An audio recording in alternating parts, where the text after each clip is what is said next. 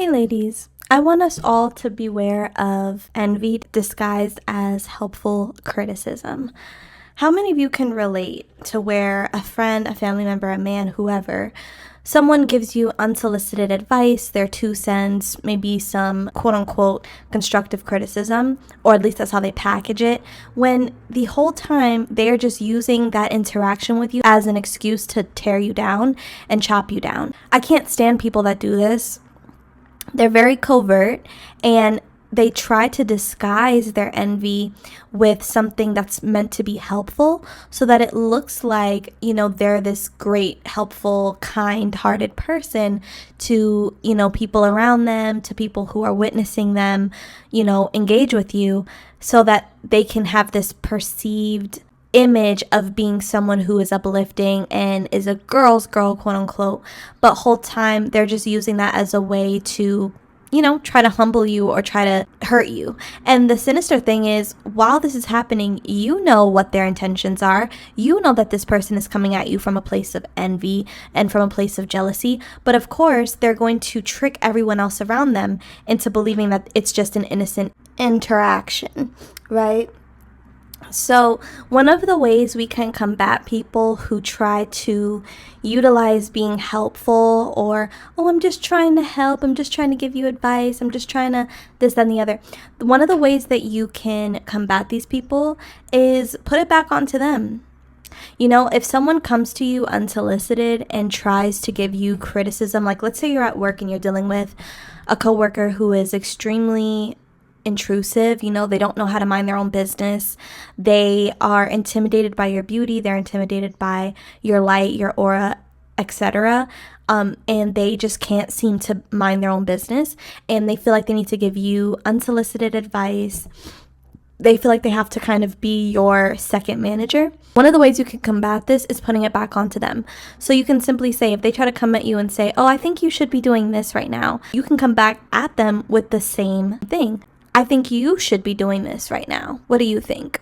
As soon as they think that they can tell you what they want you to do, you need to immediately send it back to them. Because what that's going to do is it's going to show them you don't take orders from anybody who isn't the person who's paying you.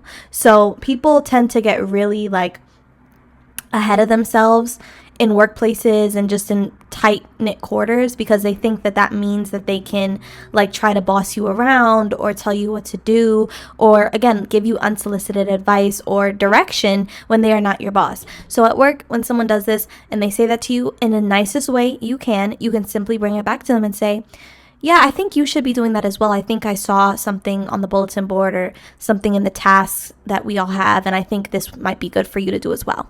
And just look at them with a blank face, And when you do that, it sends the message that, I maybe shouldn't be trying to tell this person what to do. That was embarrassing. Ouch. You know what I'm saying?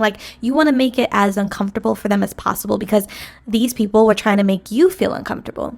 I am all about serving people what they serve me, period. I don't sit there and allow people to think that they can treat me or talk to me however. No, you are going to experience the same unpleasantries that you send my way. Let's say, for example, you're around friends or a friend group, right? And someone does something covert like, oh, why are you wearing that nail color? What's up with that nail color? You should have did this nail color. I don't like that nail color. You can just simply bring it back to them and say, that's why you're not wearing it. I like it though, so now what?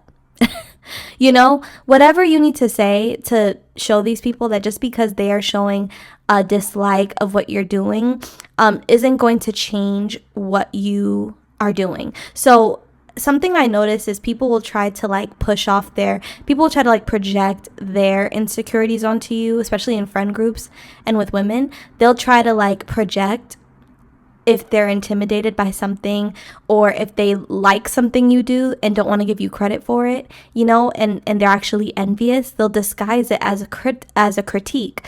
So they'll say things like, oh, I don't really like that nail color, you should do something else, or what made you choose that hairstyle, or oh, that color is interesting on you. Whole time they love the color on you. They love the styling choice. They actually admire what you did, but they want you to come up off of it.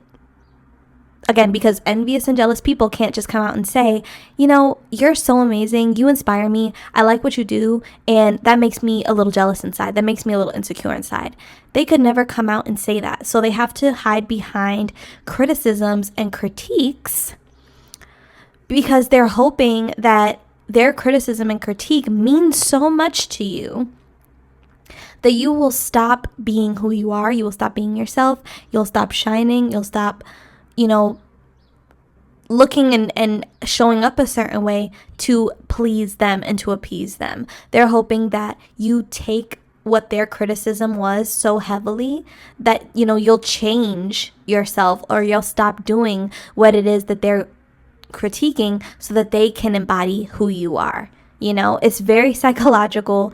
It's sick. It's weird. I feel like I need to write a book on this stuff, ladies, because I am an expert in people's covert and psychological games. Okay, it's weird. But yeah, I notice a lot of low vibrational, sad, sorry women and men tend to use covert criticisms and critiquing when they're trying to police beautiful women and when they're trying to police somebody who they're intimidated and threatened by, which is why I don't take people's criticisms to the heart. If someone comes to me and is like, hey, I think you should do this, or hey, this is what you could have done better. If there's something in there, in their statement that sounds and seems genuine, I'll use my discernment to decide if I'm going to take the criticism or if I'm going to leave it. But what I will not do is allow someone who I know has shown signs of envy toward me think that they're going to tell me what I should be doing, think that they're going to tell me what they would do differently. Like that matters to me. What do I look like taking advice from someone who wants to be in my position? Like, let's really unpack that. Why would I, someone who you pedestalize, admire, and adore, take advice, criticism, or, 2 cents from you? When you have shown me in your attitude towards me, you trying to ignore me, you trying to, humble me, that you actually admire me. This is why it's so important, ladies, that we do not blindly follow people who seem to have our best interests at heart. People can try to give you advice, they can try to give you critiques, but it's up to you to be like, no, I'm not going to let you project. I'm not going to let you try to trick me out of my spot by making me feel ashamed of who I am, or by making me feel like I'm not good enough or that I'm doing too much, whatever. I'm not going to allow you to play these psychological games with me and think you're going to get away with it. That's why holding up a mirror to these people is always going to defeat them, because they can't stand their own reflection. They already hate so many parts of themselves. They have not done the work to check their envy, which is why they're coming out of their mouth to even address you in the first place, is because they haven't worked on their jealous feelings and not letting it manifest into actions toward people they're jealous of, right? So you need to learn how to mirror these people. You need to learn how to give them what they are doing to you right back to them. That is the only way that they will feel some shred of, embarrassment, or they'll feel something, that will send a message that, oh, maybe I shouldn't have done that. Maybe I shouldn't try that with her. Maybe she's not the one to play with, So ladies, drop down in the comments section. Let me know your thoughts down below. I'll also be leaving my email in the description box so you can share your stories with me there as well. Have a lovely day, ladies.